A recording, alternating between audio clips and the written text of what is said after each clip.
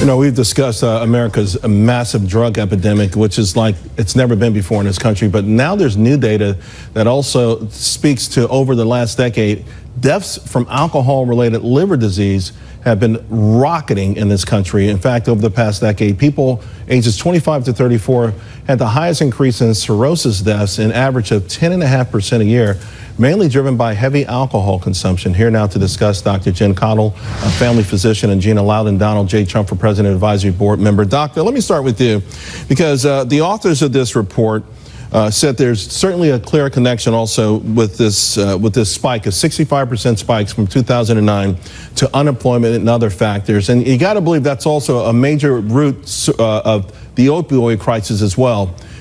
We keep talking about it, but these numbers keep going higher. Right. You're absolutely right about that. And I think that this study is really important, and I think it brings to light something maybe we haven't talked about before is, yes, end-stage liver deaths are on the rise, but in this age group of 25 to 34. And that's an age group we don't necessarily expect that in, especially due to alcohol. I think there are a lot of young people and a lot of not so young people who think about alcohol use and maybe drink alcohol, but don't necessarily realize that it could actually be deadly and very early in life. And Charles, as you mentioned, this has widespread consequences, from economic consequences, lost work, hospitalizations, healthcare costs, et cetera. But ultimately, it's people's lives, and this is very important.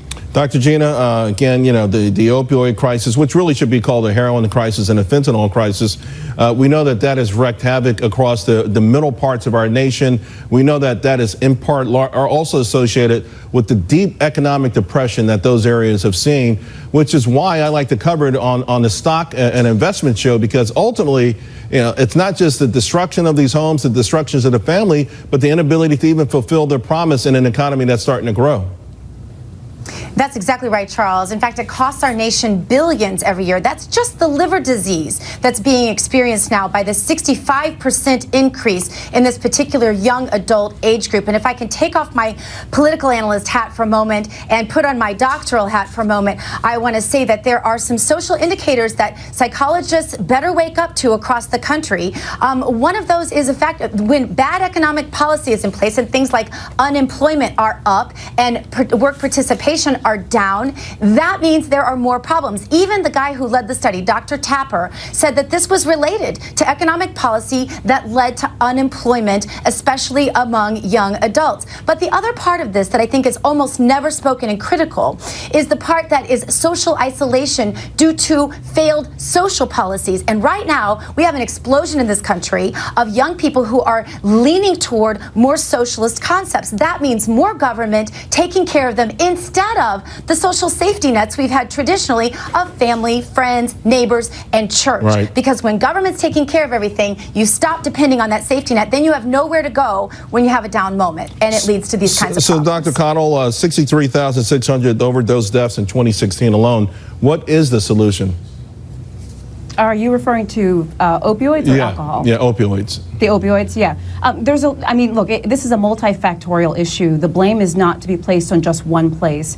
As a family physician, one of the things I think about is my colleagues and myself. I partner with the CDC and the American Osteopathic Association to lecture to doctors about just how we should be prescribing opioids safely and properly to those who really should get them.